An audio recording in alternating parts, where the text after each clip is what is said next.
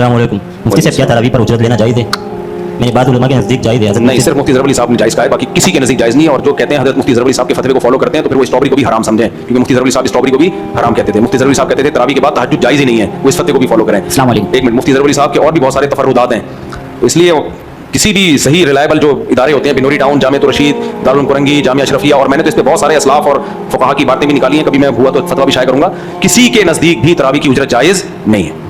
तो वैसे भी यार एक नफली इबादत सुन्नत मुअक्कदा है, लेकिन फ़र्ज़ तो नहीं है ना, तो उस पर कैसे यानी दिल कैसे मान लेता है उसका।